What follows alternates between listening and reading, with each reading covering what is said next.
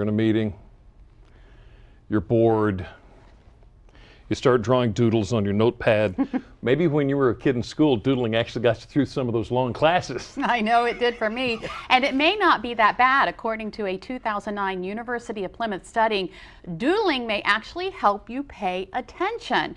Researchers suggest it takes less brain power to doodle than it does to daydream. And one Ocean View man says doodling as a child led to an exciting career later in life. Now, it's not John Donato's first career, though, but it's one he says helps him inspire entire communities one fish at a time.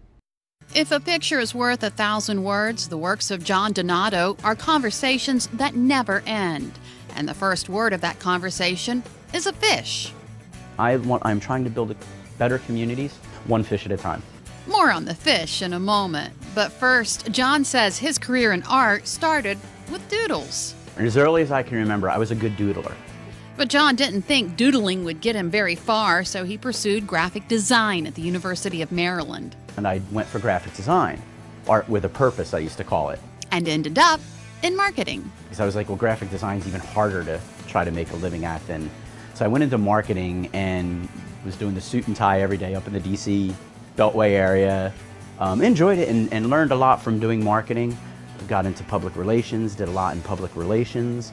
Donato took a marketing job for Carl M. Freeman Companies in Sussex County, moved to Delmarva, and eventually revisited art as a hobby. And my mom saved my doodles. She was really good about saving my doodles. So I picked up one of these doodles. It's a doodle of a pig. I painted it. And she took it. I gave it to my mom, and all the artists were like, who's this painter? He's got some talent. So when the economy started to take a tumble in 2008, John decided to turn his hobby into a living. It was a big decision. I had to talk to my wife, had to talk to everybody, and really had to dig in. Could I actually make it as an artist? With the reality that this economy is probably the worst to actually start an art career. But I was sort of like, well, but the marketing side of me, and I was like, I have a real niche. I have a real, this might work. So I did a business plan. I had to do everything that a business person would do to say, could I actually make it as an artist? And he did. So the first year I probably did like maybe 30 shows. And I started traveling to New Jersey, back to Jersey, and it's mostly coastal stuff. And I had a good year. I had a really good year. Then Donato was approached by a New Jersey principal who asked him to help students paint a mural about literacy. That's when John realized he needed to do more than help kids paint a wall. He needed to start a conversation. Instead of me just coming in and doing a painting and them painting a little spot, why don't we really center it on what it is these kids are trying to learn? So I came up with this pretty creative way of actually engaging in students, getting them to read more before I showed up, which was the goal. Let's get them to read more, let's get them interested in reading. And then they actually would come in, and that program went so well that word got around in the teaching community. Word gets around fast. John was hired to help create murals in several other schools.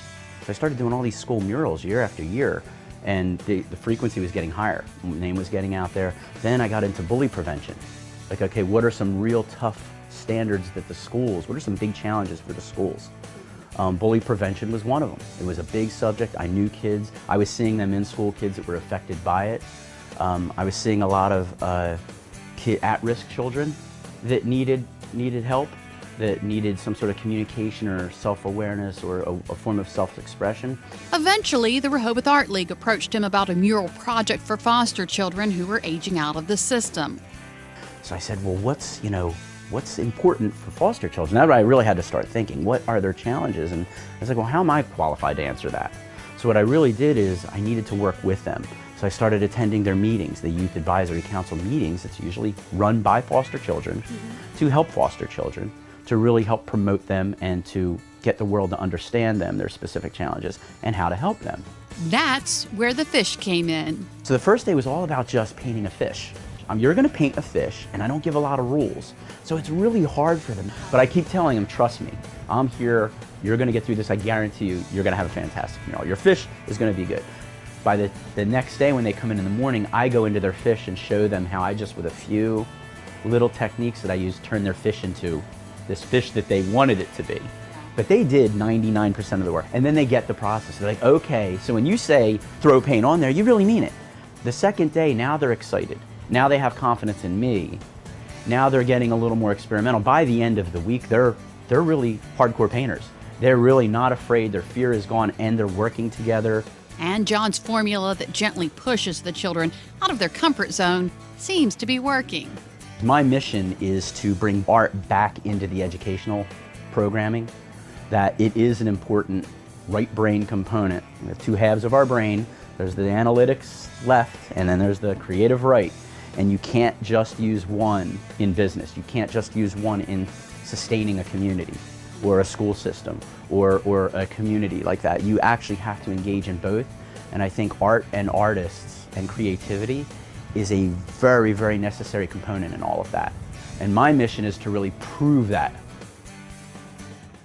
And John's formula is not limited to children. He also has programs for adults, specifically in the corporate world. And as we just learned, John uses fish to teach people how to paint. So I did a little put it to the test of my own. Really? Oh yeah. Up next on Delmarva Life, John hands me the brush and tells me to paint a fish. And here's the amazing part, I do. Find out his secret to turning a blank canvas into a masterpiece every single time.